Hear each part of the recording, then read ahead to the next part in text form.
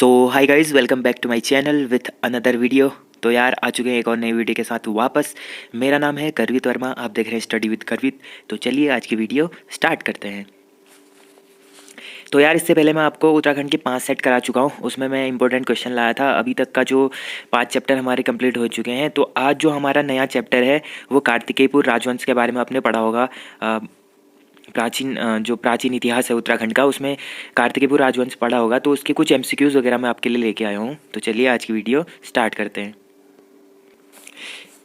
तो यार आज का पहला सवाल है, कार्तिकेयपुर वंश के कितने अभिलेख प्राप्त हुए हैं। ठीक है, तो इससे पहले हमने कुनिंद पढ़ा था, कुनिंदों के 5 अभिलेख प्राप्त हुए थे। वैसे ही कार्तिकेयपुर राजवंश के कितने अभिलेख प्राप्त हुए हैं। ठीक है, तो कार्तिकेयपुर राजवंश के जो अभिलेख प्राप्त हुए हैं वो हुए हैं 9। ठीक है, कितने अभिलेख प्राप्त हुए हैं? 9 अभिलेख इनके प्राप्त हुए हैं, कुनिंदों के 5 हुए थे। ठीक है, क्वेश्चन नंबर 2 है, निम्न में से किस स्थान से कार्तिकेयपुर राजवंश के ताम्रपत्र लेख प्राप्त हुए हैं। ठीक है, ये तो 9 तो क्या थे, अभिलेख थे। ठीक है, जो अभिलेख थे। अब बात कर रहे हैं ताम्रपत्र की। ठीक है, तो ताम्रपत्र किस स्थान से कार्तिकेयपुर राजवंश के ताम्रपत्र लेख प्राप्त हुए। ठीक है, तो ताम्रपत्र जो लेख है इनके वो कहाँ से प्राप्त हुए हैं? तो वो हुए हैं उपयुक्त सभी। इसका राइट आंसर हो जाएगा बागेश्वर, वो पांडुकेश्वर से और बैजनाथ से और कंडारा से। ये सभी जगहों से क्या हो जाएगा, इनके अभिलेख प्राप्त हुए हैं। ठीक है, तो राइट आंसर हो जाएगा ऑप्शन डी। ठीक है, अगला क्वेश्चन है, पांडुकेश्वर ताम्रपत्र किस शासक से संबंधित है। ठीक है, जो पांडुकेश्वर ताम्रपत्र है वो किससे संबंधित है? तो चार इनके शासकों के नाम लिखे गए हैं, राजाओं के नाम, जैसे ललित सूरदेव है, इच्छरदेव है, निम्बरदेव है। तो किससे रिलेटेड था ये पांडुकेश्वर ताम्रपत्र? तो ये रिलेटेड था ललित सूरदेव से। ठीक है, जो ललित सूरदेव थे, ललित सूरदेव क्या थे, इनके सबसे प्रतापी राजा हुआ करते थे। ठीक है, तो ललित सूरदेव इनके जो सबसे प्रतापी राजा थे, इनसे संबंधित है इनका अभिलेख। ठीक है, कौन सा? पांडुकेश्वर ताम्रपत्र। तो अगला क्वेश्चन है, भूदेव से संबंधित ताम्रपत्र है। ठीक है, जो भूदेव थे, भूदेव से संबंधित कौन सा ताम्रपत्र है? पांडुकेश्वर, बागेश्वर, बैजनाथ, कंडारा। ठीक है, तो पांडुकेश्वर की तो हमने बात कर ली अभी, कौन थे? ललित सूरदेव। अब जो दूसरा है भूदेव, भूदेव का कौन सा होगा? वो होगा बागेश्वर ताम्रपत्र। ठीक है, पांडुकेश्वर ताम्रपत्र है ललित सूरदेव का, और भूदेव का है बागेश्वर ताम्रपत्र। ठीक है, बागेश्वर ताम्रपत्र किसका है? भूदेव का है। ठीक है, तो ऑप्शन बी क्या हो जाएगा? राइट आंसर हो जाएगा। क्वेश्चन नंबर 5 है, कार्तिकेयपुर वंश के प्रथम परिवार के संस्थापक कौन थे? अब आपने अच्छे से पढ़ा होगा कार्तिकेयपुर राजवंश, हमने परीक्षा वाणी में पढ़ा होगा, बीएचडी की ऑनलाइनर में पढ़ा होगा, जो अजय रावत पढ़ते हैं उनमें भी आपने पढ़ा होगा। उनके बारे में अच्छे से डिटेल पढ़ी होगी कि उनके कितने थे। 3 परिवार उनके बनाए गए थे कार्तिकेयपुर राजवंश के। ठीक है, 3 परिवार थे। जो पहला परिवार था, ठीक है, जो पहला परिवार था वो किसका था? बसंत देव का था। ठीक है, बसंत देव का था। बसंत देव, खरपर देव और ऐसे करते हुए इनका एक फर्स्ट परिवार इनका चलता है। ठीक है, वैसे ही दूसरा परिवार था निम्बर का। ठीक है, निम्बर देव क्या थे? दूसरे परिवार के। और तीसरा जो परिवार था वो बोला जाता है सलोड़ादित्य फैमिली। ठीक है, सलोड़ादित्य परिवार या सलोड़ादित्य वंश बोला जाता है तीसरे को। तो ये 3 जो इनके 3 फैमिली बने थे, बसंत देव वंश, निम्बर वंश और सलोड़ादित्य वंश। इसको इच्छर देव भी बोलते हैं, क्योंकि इसका जो बेटा था ना इच्छर देव, तो ऐसा भी माना जाता है तीसरा जो वंश था उसका संस्थापक इच्छर देव को भी माना जाता है। लेकिन जो इसके पिता थे सलोड़ादित्य, इन्होंने ही करी थी। ठीक है, तो ये कहीं पर भी ऐसा लिखा नहीं है, तो कंफर्म नहीं कह सकते। जहाँ पे जो ऑप्शन मिले तो वो कर देना है। सलोड़ादित्य हो तो सलोड़ादित्य, इच्छर देव हो तो इच्छर देव। अगर दोनों ऑप्शन में दिखता है तो पहले सलोड़ादित्य की तरफ जाना। ठीक है, तो ये बोल रहा है कि कार्तिकेयपुर वंश के प्रथम परिवार के संस्थापक कौन थे। ठीक है, तो प्रथम परिवार के संस्थापक कौन थे? बसंत देव थे। ठीक है, बसंत देव थे। उसके बाद इसके आगे को जो शासक आते हैं, खरपर देव आते हैं। ये खरवर लिखा है, ये खरपर है। ठीक है, खरपर देव है। ऐसे आते रहेंगे। फिर जो दूसरे में है, दूसरे में निम्बर देव का आएगा। ठीक है, दूसरे में निम्बर देव है, फिर निम्बर देव के बाद और आते हैं, और उसके बाद है सलोड़ादित्य का। सलोड़ादित्य में लास्ट में सुभिक्ष राज आता है। ठीक है, तो ऐसे करके आपने अच्छे से पढ़ा होगा। तो अगला क्वेश्चन है, जोशीमठ में नरसिंह मंदिर की स्थापना किसने की थी। ठीक है, तो जोशीमठ है, जो जोशीमठ में जो नरसिंह मंदिर है उसकी स्थापना किसने करी थी? तो जोशीमठ में नरसिंह मंदिर की स्थापना करी थी बसंत देव ने। ठीक है, जो क्या था, कार्तिकेयपुर वंश का संस्थापक भी था बसंत देव। ठीक है, बसंत देव ने ही क्या करी थी? जोशीमठ में नरसिंह मंदिर की स्थापना करी थी। ठीक है, अगला क्वेश्चन है, क्वेश्चन नंबर 8, निम्न में से कौन शासक कन्नौज के राजा यशोवर्मन के समकालीन थे। ठीक है, तो उस टाइम पे जो जब कार्तिकेयपुर राजवंश से चल रहा था, तो उस टाइम पे जो कन्नौज था ना, कन्नौज, तो कन्नौज में जो राजा था उनके वहाँ का जो शासक था उस टाइम पे, तो वो था यशोवर्मन। ठीक है, यशोवर्मन का वहाँ शासनकाल चल रहा था। तो किस राजा के शासनकाल में यशोवर्मन का शासनकाल चल रहा था, मतलब कि यशोवर्मन जो राजा है उनके समकालीन कौन थे, ये पूछा गया है यहाँ पर। ठीक है, तो 8वें क्वेश्चन का राइट आंसर हो जाएगा ऑप्शन बी, खरपर देव। ठीक है, तो खरपर देव है राइट आंसर। तो जब खरपर देव कार्तिकेयपुर राजवंश में अपना चला रहे थे यहाँ पर राज्य, तो उस टाइम पे कन्नौज के राजा कौन थे? यशोवर्मन थे। ठीक है, और खरपर देव दूसरे नंबर के राजा हैं। ठीक है, कार्तिकेयपुर के पहले बसंत देव, दूसरे में आते हैं खरपर देव। ठीक है, इनके टोटल 14 राजाओं के बारे में लिखा गया है। राजा तो उसके बाद भी जब सुभिक्षराज जब लास्ट षोडशादित्य फैमिली में सुभिक्षराज के जो परिवार होता है उनके बाद हिस्से हिस्से हो जाते हैं छोटे छोटे कार्तिकेयपुर राजवंश के, तो बहुत छोटे छोटे हिस्सों में बढ़ जाते हैं, ठीक है। तो उसके बाद भी शासक तो बहुत सारे आते हैं, लास्ट में कौन आता है? ब्रह्मदेव आता है। ब्रह्मदेव को माना जाता है लास्ट शासक, ठीक है। कार्तिकेयपुर राजवंश का लास्ट शासक किसको माना जाता है? ब्रह्मदेव को। और वैसे ही 14 शासकों में से लास्ट कौन होता है? सुभिक्षराज होता है, ठीक है। सुभिक्षराज क्या है? 14 शासक जो है मेन, उनमें से लास्ट है सुभिक्षराज, ठीक है। तो 14 शासकों के बारे में उल्लेख है। उसके बाद भी काफी सारे शासक आते हैं, ब्रह्मदेव के बारे में लास्ट में लिखा गया है, ठीक है। तो अगला क्वेश्चन है, निम्न में से किस पुस्तक में कश्मीरी राजा ललितादित्य मुक्तापीड़ द्वारा गढ़वाल क्षेत्र को जीतने का उल्लेख किया गया है? अब जो कश्मीर का राजा था ललितादित्य मुक्तापीड़, उसने गढ़वाल क्षेत्र को जीता था, तो इसका उल्लेख किस ग्रंथ में किया गया है या फिर किस पुस्तक में किया गया है? तो क्वेश्चन नंबर 9 का राइट आंसर हो जाएगा कल्हणकृत राजतरंगिणी। जो राजतरंगिणी में जो कल्हण लेखक हैं, कल्हण ने लिखा है ललितादित्य मुक्तापीड़ के बारे में। ये जो राजतरंगिणी है, इस राजतरंगिणी में क्या मिलता है? पूरे कश्मीर का इतिहास मिलता है। उसमें राजा ललितादित्य मुक्तापीड़ के बारे में लिखते हैं वो कल्हण की, उन्होंने गढ़वाल क्षेत्र को जीता था। तो वो गढ़वाल क्षेत्र जीतने का जो उल्लेख है वो मिलता है हमें राजतरंगिणी में, जो कल्हण द्वारा लिखी गई है, ठीक है। ये भी पूछ देता है राजतरंगिणी के लेखक कौन है, तो वो है कल्हण, ठीक है। तो अगला क्वेश्चन है, किस वंश के शासक वसंत देव ने परम भट्टारक महाधिराज की परमेश्वर की उपाधि धारण की थी, ठीक है। तो किस वंश के शासक थे वसंत देव ने परम भट्टारक महाधिराज की उपाधि धारण की थी? तो सिंपल सी बात है, अभी हम कार्तिकेयपुर राजवंश पढ़ रहे हैं, बसंत देव तो कार्तिकेयपुर के, तो सीधे सीधे लगा देंगे कार्तिकेयपुर राजवंश का, ठीक है। तो कार्तिकेयपुर राजवंश का क्या था? ये शासक था, ठीक है। अगला क्वेश्चन है क्वेश्चन नंबर 11।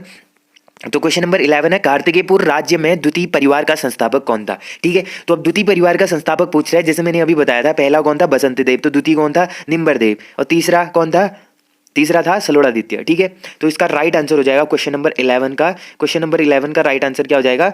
निम्बरदेव, ठीक है। क्वेश्चन नंबर 11 का राइट आंसर क्या हो जाएगा? ऑप्शन सी, निम्बरदेव, ठीक है। अगला क्वेश्चन है, राजा निम्बरदेव की पत्नी का नाम क्या था, ठीक है। तो जो राजा निम्बरदेव है, राजा निम्बरदेव की पत्नी का नाम क्या था? तो क्वेश्चन नंबर 12 का राइट आंसर हो जाएगा ऑप्शन बी, नासुदेवी, ठीक है। नासुदेवी क्या था? राजा निम्बरदेव की पत्नी का नाम था, ठीक है, नासुदेवी। अगला क्वेश्चन है, वैसे इतना डीप तो नहीं पूछता, क्या पता हाई लेवल के एग्जाम जैसे पटवारी वगैरह है तो उनमें क्या पता पूछ भी ले, तो आप लोगों को ये याद करना है, ठीक है। तो राजा निम्बरदेव की पत्नी का नाम क्या था? नासुदेवी, क्योंकि ये दूसरे परिवार के पहले शासक हैं, ठीक है। यहाँ संस्थापक है, पहले शासक या संस्थापक है निम्बरदेव, तो उनके बारे में थोड़ा सा डिटेल पता होना चाहिए। तो उनकी बीवी कौन थी? नासुदेवी थी। अगला क्वेश्चन है क्वेश्चन नंबर 13, निम्न में से समस्त उत्तराखंड को एक सूत्र में बांधने का प्रयास किसने किया था, ठीक है। तो पूरे उत्तराखंड को एक सूत्र में बांधने का प्रयास किस राजा ने किया था, किस शासक ने किया था? तो वो शासक कौन थे? वो थे इष्टगणदेव, ठीक है। 13वें क्वेश्चन का पहला ऑप्शन क्या हो जाएगा? बिल्कुल राइट हो जाएगा, इष्टगणदेव, ठीक है। जो इष्टगणदेव था, उन्होंने क्या करा था कि समस्त उत्तराखंड को एक सूत्र में बांधने का प्रयास किया था, मतलब पूरा उत्तराखंड को एक करने का प्रयास किया था कि न गढ़वाल क्षेत्र न कुमाऊं क्षेत्र, पूरा उत्तराखंड हमारा एक ही हो, ऐसा उन्होंने प्रयत्न किया था, ठीक है। तो अगला क्वेश्चन है क्वेश्चन नंबर 14, निम्न में से किस शासक के सर्वाधिक ताम्रपत्र प्राप्त हुए हैं, ठीक है। तो कार्तिकेयपुर वंश का ऐसा कौन सा शासक है जिसके सबसे ज्यादा ताम्रपत्र प्राप्त हुए हैं हमें, ठीक है। तो क्वेश्चन नंबर 14 का जो राइट आंसर हो जाएगा ऑप्शन बी हो जाएगा, ठीक है, ललित सुरदेव। क्योंकि ललित सुरदेव क्या है कि कार्तिकेयपुर राजवंश का सबसे खतरनाक, मतलब सबसे शक्तिशाली राजा है, सबसे महान शासक है, तो इसके बारे में बहुत सारे ताम्रपत्र हमें प्राप्त होते हैं, ठीक है। तो ललित सुरदेव के ताम्रपत्र सर्वाधिक मात्रा में हमें प्राप्त होते हैं, ठीक है। तो अगला क्वेश्चन है, बैजनाथ मंदिर का निर्माण किसने करवाया था, ठीक है। जो बैजनाथ मंदिर है, बैजनाथ मंदिर का निर्माण किसने कराया था? तो क्वेश्चन नंबर 15 का राइट आंसर हो जाएगा ऑप्शन सी, ठीक है, भूदेव। तो भूदेव जो थे, भूदेव ने क्या करा था कि भूदेव ने करा था कि जो बैजनाथ मंदिर है, बैजनाथ मंदिर का निर्माण करा था। और आप लोग कमेंट में बताना कि जो बैजनाथ मंदिर है वो किस डिस्ट्रिक्ट में पड़ता है, ठीक है। तो कौन सी जगह पड़ता है, किस डिस्ट्रिक्ट में पड़ता है, ये आप लोग कमेंट में बताना, ठीक है। क्वेश्चन नंबर 15 का आंसर आप कमेंट में बताना कि बैजनाथ मंदिर किस जनपद में स्थित है, ठीक है। तो अगला क्वेश्चन है क्वेश्चन नंबर 16, पांडुकेश्वर ताम्रपत्र में किस शासक को कली कलंपक के मग्न धरती के लिए वराह के समान बताया गया है, ठीक है। तो किस शासक को बताया गया है? तो इसका राइट आंसर हो जाएगा ऑप्शन ए, ललित सुरदेव, ठीक है। ललित सुरदेव को क्या बताया गया है पांडुकेश्वर ताम्रपत्र में? कलिक कलंपकम, ठीक है, जो भी है। क्वेश्चन नंबर 17 है, निम्न में से बौद्ध धर्म विरोधी किस शासक ने बुद्ध श्रमण शत्रु की उपाधि धारण की थी, ठीक है। तो बुद्ध श्रमण शत्रु की उपाधि किसने धारण करी थी इसमें से? तो निम्बरदेव, इष्टगणदेव, भूदेव, ललित सुरदेव, ठीक है। तो क्वेश्चन नंबर 17 का राइट आंसर हो जाएगा भूदेव। भूदेव ने क्या करा था कि बौद्ध धर्म विरोधी बुद्ध श्रमण शत्रु की उपाधि धारण करी थी, ठीक है। अगला क्वेश्चन है क्वेश्चन नंबर 18, सलोड़ादित्य वंश की स्थापना किसने करी थी, ठीक है। सलोड़ादित्य वंश की स्थापना किसने करी थी? तो यहाँ पर अभी देखो, ठीक है, मैंने क्या कहा था, जो सलोड़ादित्य वंश था उसके संस्थापक थे सलोड़ादित्य। ठीक है, सलोड़ादित्य नामक जो शासक थे उनके संस्थापक थे या वो थे। ठीक है, अब कहीं कहीं पर ये लिखा गया है, जो दूसरी किताबें हैं उनमें बताया गया है इच्छरदेव। ठीक है, तो इच्छरदेव को बताया गया है। अब इसमें मैंने बोला था कि अगर यहाँ पर सलोड़ादित्य राजा का नाम लिखा नहीं है, सिर्फ इच्छरदेव है, तो फिर तो राइट आंसर क्या हो जाएगा, इच्छरदेव है। अगर सलोड़ादित्य भी इसमें दिया होता तो आपको जाना पड़ता सलोड़ादित्य के साइड। ठीक है, तो जो आयोग है, आयोग ऐसे क्वेश्चन पूछता नहीं जिसमें कंफ्यूज होता है। ठीक है, जिसमें कंफ्यूज रहता है वो वैसे क्वेश्चन पूछेगा नहीं। अगर पूछ भी देता है तो एक ही ऑप्शन में देगा, या तो सलोड़ादित्य देगा या तो इच्छरदेव देगा, दोनों देके कंफ्यूज नहीं करेगा ऐसे क्वेश्चनों में। ठीक है, तो इसका राइट आंसर हो जाएगा सलोड़ादित्य वंश की स्थापना करी थी इच्छरदेव ने। यहाँ पर इच्छरदेव है तो इच्छरदेव कर देंगे। ठीक है, तो इच्छरदेव ने करी थी। अगला क्वेश्चन है, निम्न में से देशतदेव, पद्मदेव, इच्छरदेव किस वंश के संस्थापक या शासक थे। ठीक है, अगला क्वेश्चन है, निम्न में से देशटदेव, पद्मदेव और इच्छरदेव किस वंश के शासक हैं। ठीक है, तो देशटदेव, पद्मदेव और इच्छरदेव किस वंश के शासक हैं, तो वो हैं सलोड़ादित्य वंश के। ठीक है,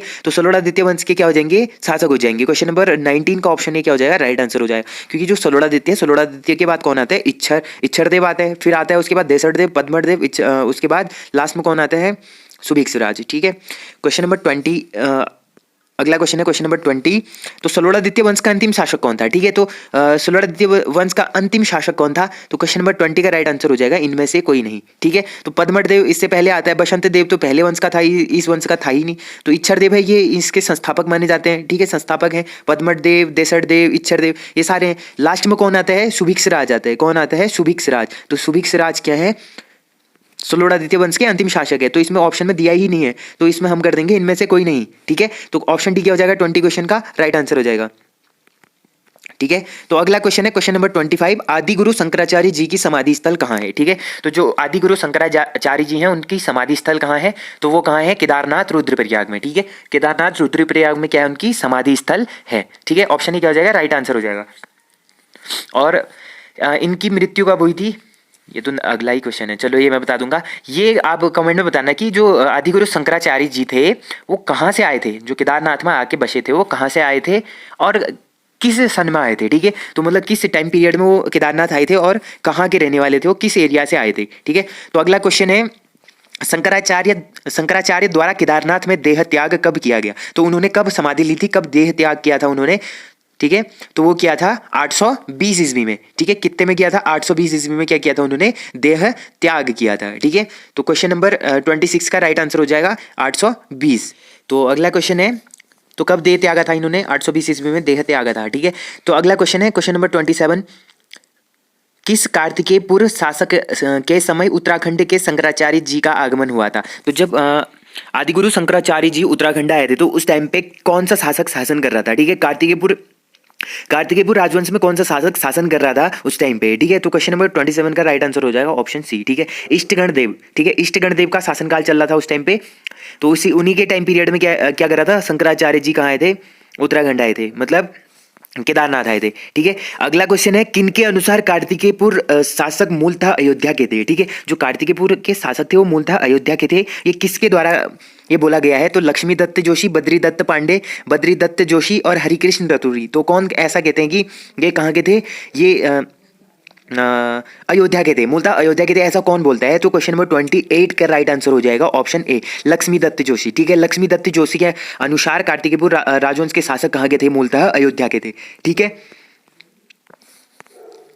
अगला क्वेश्चन है, निम्न में से कार्तिकेयपुर शासकों की राजभाषा क्या थी। ठीक है, तो कार्तिकेयपुर राजवंश जो राजवंश था उनके जो शासक थे उनकी राजभाषा क्या थी। ठीक है, तो क्या भाषा थी उनकी, प्राकृत भाषा, संस्कृत भाषा, हिंदी भाषा, मलयालम भाषा। ठीक है, तो कार्तिकेयपुर शासकों की जो राजभाषा थी, उनकी जो बोलचाल की भाषा थी राजभाषा में, तो वो कौन सी भाषा थी, वो थी हमारी संस्कृत भाषा। ठीक है, तो संस्कृत बोलते थे वो, संस्कृत भाषा उनकी चलती थी उस टाइम पे। ठीक है, अगला क्वेश्चन है क्वेश्चन नंबर 30, कत्यूरी कालीन मंदिर है। ठीक है, जो कत्यूरी कालीन मंदिर है तो कहाँ, वो किस टाइप का है, मतलब कत्यूरी कालीन जो मंदिर बना है वो किस टाइप का, छत्र युक्त है, शिखर युक्त है, या दोनों प्रकार का है, या इनमें से कोई नहीं है। ठीक है, तो क्वेश्चन नंबर 30 का राइट आंसर हो जाएगा दोनों प्रकार का। तो ये छत्र युक्त भी है और शिखर युक्त भी है। ठीक है, दो प्रकार के मंदिर बनाए जाते हैं, एक छत्र युक्त और एक शिखर युक्त। तो ये दो जो कत्यूरी कालीन जो मंदिर है वो क्या है, छत्र युक्त और शिखर युक्त दोनों प्रकार के हैं। तो ऑप्शन सी क्या हो जाएगा, राइट आंसर हो जाएगा। ठीक है, अगला क्वेश्चन है क्वेश्चन नंबर 31, किन शासकों की लोक भाषा पाली थी। अब कौन से शासकों की लोक भाषा पाली थी।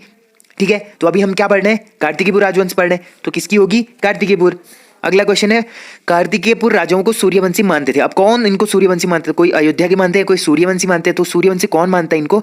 तो वो मानते हैं बद्रीदत्त पांडे। ठीक है, बद्रीदत्त पांडे इनको क्या मानते हैं? सूर्यवंशी मानते हैं। अगला क्वेश्चन है क्वेश्चन नंबर 33, निम्न में से किस प्रकार के मंदिरों को पैगोडा प्रकार के मंदिर कहा जाता है? ठीक है, जो पैगोडा प्रकार के मंदिर होते हैं वो किस प्रकार के मंदिर होते हैं? मंदिरों को पैगोडा प्रकार के मंदिर कहा जाता है?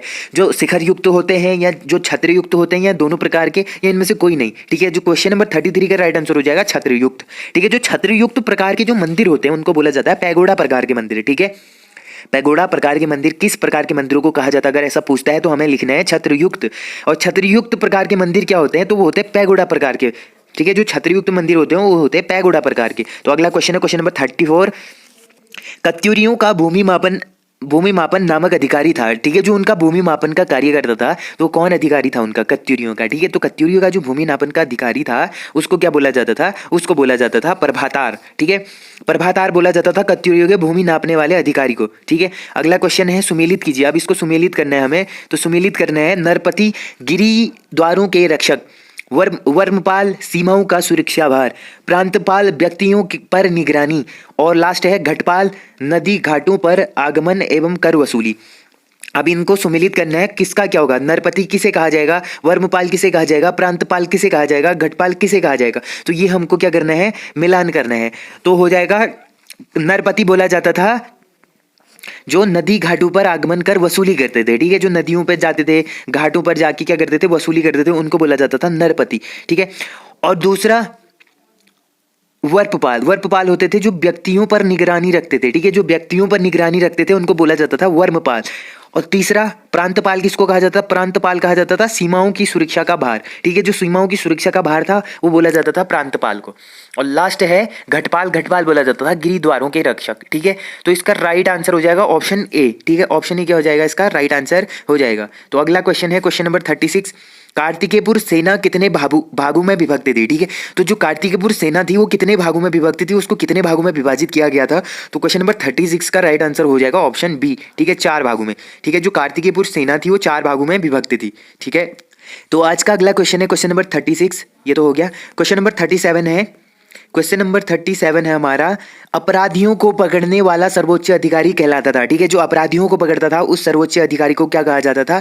तो अपराधियों को पकड़ने वाले सर्वोच्च अधिकारी को बोला जाता था दोषपराधी। ठीक है, इसमें लगी रहे दोषपराधिक। ठीक है, जो दोष करता था, जो अपराध करता था उसको बोला जाता था दोषपराधिक। ठीक है, तो अगला क्वेश्चन है क्वेश्चन नंबर 38। तो 38 क्वेश्चन है, दिए गए वाक्यों को कूट करें। ठीक है, तो मतलब इनको भी मिलाना है एक हिसाब से। तो इनको मिलाना है, कैसे मिलाएंगे? तो उष्ट्रारोही नायक हस्ती बलाधिकृत, गजारोही नायक गौलमिक, अश्वारोही नायक उष्ट्र बलाधिकृत, पदातिक सर्वोच्च नायक अश्व बलाधिकृत। ठीक है, तो इनका मिलान करना है हमको। तो क्वेश्चन नंबर 38 का क्या होगा? देखो, उष्ट्रारोही किसको बोला जाता था? उष्ट्रारोही बोला जाता था नायक उष्ट्र बलाधिकृत को। ठीक है, जो नायक होता था उसको बोला जाता था नायक उष्ट्र बलाधिकृत को बोला जाता था उष्ट्ररोही। ठीक है, इसमें उष्ट्र लिखा है ना, तो यहाँ भी उष्ट्र है, तो थोड़ा कॉमन सेंस लगाओ। तो उष्ट्र बलाधिकृत बोला जाता था उष्ट्ररोही को। ठीक है, किसको बोला जाता था? उष्ट्ररोही को बोला जाता था। और उसके बाद होगा गजारोही किसको बोला जाता था? गजारोही बोला जाता था नायक हस्ती। अब गज आ रहा है ना, गज किसका पर्यायवाची शब्द होता है? हाथी का पर्यायवाची होता है गज। और यहाँ आ रहा है हस्ती भी किसका पर्यायवाची होता है? वो भी होता है हाथी का। तो आपको सीधे सीधे यहाँ पर कॉमन सेंस लगाना है कि नायक हस्ती बलाधिकृत, ये किसका हो जाएगा? ये गजा का हो जाएगा। ठीक है, गजारोही। अब अश्वारोही। ठीक है, अश्वारोही किसका होगा? तो अश्वारोही होगा सर्वोच्च नायक अश्व बलाधिकृत। अब यहाँ पे भी सिंपल से अश्व, यहाँ अश्व है, अश्व मीन्स घोड़ा। अश्वारोही मतलब घोड़ों का जो वो करता है, मतलब जो घोड़ों को चलाता है। ठीक है, घोड़ों की सवारी करता है अश्वारोही। तो ये सिंपल सा है। अब एक बच जाता है, एक सिंपल से लगा दो सेकंड में, पदातिक क्या होगा? नायक गौलमिक होगा। तो सिंपल सा क्वेश्चन है, तो राइट आंसर हो जाएगा इसका ऑप्शन है। ठीक है, ऑप्शन ही क्या हो जाएगा? राइट आंसर हो जाएगा। अगला क्वेश्चन है, कत्यूरी शासन में आय के साधन क्या थे? ठीक है, जो कत्यूरी शासन था उसमें आय के क्या साधन थे? तो उनके आय के जो मुख्य साधन थे वो क्या थे? तो मुख्य साधन थे उनके कृषि, वन, ABC दोनों, या इनमें से कोई नहीं। तो जो दोनों ऑप्शन हो जाएगा, कौन कौन से? कृषि भी इनका मुख्य साधन था और वन भी इनके मुख्य साधन थे कत्यूरी शासनकाल में। ठीक है, अगला क्वेश्चन है क्वेश्चन नंबर 40, कत्यूरी शासन मैं खनिज एवं वनों की रक्षा करता कहलाता था, ठीक है। जो खनिज एवं वनों की जो रक्षा करता था उसको क्या कहा जाता था? खंडपति, उपचारिक, भोगपति या सॉल सॉल्किक, ठीक है। तो खंडपति बोला जाता था या उपचारिक बोला जाता था, भोगपति बोला जाता था, सॉल्किक बोला जाता था। तो क्वेश्चन नंबर 40 का क्या हो जाएगा? राइट आंसर ऑप्शन ए, खंडपति। तो खंडपति किसको कहा जाता था? जो खनिज एवं वनों की रक्षा करता था, ठीक है। अगला क्वेश्चन है, प्रजा से विष्टि या बेगार निम्न में से कौन अधिकारी लेते थे? ठीक है, जो प्रजा होती थी, प्रजा से विष्टि या बेगार कौन अधिकारी लेते थे? तो इनमें से कौन से अधिकारी लेते थे? भाट लेते थे, चाट लेते थे, या दोनों लेते थे, या उपचारिक लेते थे? ठीक है, क्वेश्चन नंबर 41 का राइट आंसर हो जाएगा ऑप्शन सी, ये दोनों, ठीक है। भाट भी चाट भी क्या करते थे कि विष्टि या बेगार लेते थे, किनसे? प्रजा से, ठीक है। अगला क्वेश्चन है क्वेश्चन नंबर 42। क्वेश्चन नंबर 42 हो जाएगा हमारा, राज्य में कृषि की उन्नति का ध्यान कौन रखता था? ठीक है, जो राज्य में कृषि कार्य होते थे उसका ध्यान कौन रखता था? सॉल्किक रखता था, क्षेत्रपाल, खंडपति, गजारोही, ठीक है। तो अभी हमने ऊपर बात करी तो उसमें ये तो था नहीं, ठीक है, ये तो कैंसिल हो गया। आप तीनों में हमें कॉमन सेंस लगाना है, अगर हमें एग्जैक्ट आंसर बतानी है तो इसमें थोड़ा दिमाग लगाना है, ठीक है। अब सॉल्किक भी नहीं है, सॉल्किक भी नहीं है, ठीक है। तो इसमें क्या है? खंडपति हम ऊपर बात कर चुके हैं, खंडपति क्या होता था, ठीक है। खंडपति क्या होता था करके हम कहाँ बात कर चुके हैं? ऊपर बात कर चुके हैं। जो खनिज एवं वनों की रक्षा करता था उसको बोला जाता है खंडपति। तो ये भी नहीं होगा। बचा गया इसमें, बचा गया वो बचा ऑप्शन बी, क्षेत्रपाल। तो क्षेत्रपाल पे लगा देंगे, ठीक, ठीक है। तो क्वेश्चन नंबर, आप कैंसिल आउट करने के बाद भी, मतलब कैंसिल आउट कर करके भी ऐसे क्वेश्चन कर सकते हैं, ठीक है। जैसे आपको एग्जैक्ट नहीं पता तो और चीज़ों का पता करो, जैसे गजारोही आपको पता है, गज हाथी से पता चल रहा है तो ये कृषि में क्यों काम करेगा, तो इसको कैंसिल आउट कर दिया। सॉल्किक है, क्षेत्रपाल है, क्षेत्रपाल का काम, खंडपति का काम जैसे वन वाला है, ये दो आपको पता है, ये दो नहीं पता। तो इसमें से देखो थोड़ा सा कृषि विरसी के लिए सॉल्किक लग नहीं रहा है, ये गौलमिक सॉल्किक अलग चीज़ है, ठीक है। तो कत्यूरी काल में प्रांतों को किस में बांटा गया था? मतलब किस में बांटा गया था? विषय में, जिला में, या दोनों में, या राज्य में, ठीक है। तो क्वेश्चन नंबर 43 का राइट आंसर हो जाएगा दोनों हिस्सों में, मतलब विषय में और जिले में, दोनों में बांटा गया था इसको। तो अगला क्वेश्चन है, कत्यूरी राज्य में प्रांतों का शासन कौन चलाता था? अब जो प्रांत होते थे, प्रांतों में शासन कौन चलाता था? उपचारिक राज्यपाल, खंडपति, उपचारिक क्षेत्रपाल। अभी इन दोनों के बारे में तो हम बात कर चुके हैं, ठीक है। तो क्वेश्चन नंबर 44 का राइट आंसर क्या हो जाएगा? क्वेश्चन नंबर 44 का राइट आंसर हो जाएगा राज्यपाल, ठीक है। तो उपचारिक भी नहीं होगा, उपचार करने वाला होता है वो, उपरिक होगा। उपरिक मतलब राज्यपाल। राज्यपाल क्या करता था? प्रांतों में शासन चलाता था, ठीक है। तो आज का लास्ट क्वेश्चन है, किन शासकों की जानकारी लोक गाथाओं एवं जागरों से मिलती है? ठीक है, तो कौन से शासक ऐसे हैं जिनकी गाथाएं हमें लोक गाथाओं का पता चलता है जागरों से, ठीक है। तो कौन है? परमार शासक हैं, या मध्यकालीन कत्यूरी शासक हैं, या मौखरी शासक हैं, या कुषाण शासक हैं? तो क्वेश्चन नंबर 45 का राइट आंसर हो जाएगा मध्यकालीन के जो कत्यूरी शासक थे, मध्यकालीन कत्यूरी शासक जो थे उनका पता कहाँ से चलता है? जो कुमाऊं गढ़वाल में जो जागर लगते हैं, लोक गाथाएं होती हैं, उनसे हमें पता चलते हैं, ठीक है। तो आज के 40 इंपोर्टेंट 45 करा दिया आज तो 45 इंपोर्टेंट क्वेश्चन थे उत्तराखंड जीके के, हिस्ट्री के। तो हमारे आज कितने चैप्टर कंप्लीट हो चुके हैं? आज हमारे पूरे 4 चैप्टर कंप्लीट हो चुके हैं, मतलब सारा हमने कत्यूरी वंश तक का हमने कर दिया। अगला जो चैप्टर आएगा चंदवंश एवं उनके प्रशासन के बारे में बात करेंगे, ठीक है। तो चंदवंश, कुमाऊं में जो चंदवंश आता है उनके प्रशासन के बारे में हम बात करेंगे। फिर आता है हमारा पवार वंश, ठीक है, चंदवंश, पवार वंश। फिर उसके बाद आ जाएंगे कुमाऊं पे क्या? गोरखा शासन। फिर ब्रिटिश आएंगे, फिर टिहरी रियासत बनेगी, फिर आगे को चलता जाएगा। आई होप आप लोगों को वीडियो पसंद आया होगा। अगर वीडियो को पसंद आया तो वीडियो को लाइक जरूर करना और शेयर जरूर करना, ठीक है। सब लोगों को तक वीडियो पहुंचनी चाहिए, क्योंकि मैं इंपॉर्टेंट क्वेश्चन लेके आता हूँ तो सब लोगों तक पहुंचनी चाहिए। और आप लोग अच्छे से तैयारी करें, बाकी सब कुछ हो जाएगा, ठीक है। तो मिलते हैं शाम को, मिलते हैं। अब शाम को आएगी क्या बोलते हैं, करंट अफेयर की नई वीडियो। तो करंट अफेयर की वीडियो भी जरूर देखें। बाकी मिलते हैं नेक्स्ट वीडियो में, तब तक के लिए take care and bye bye.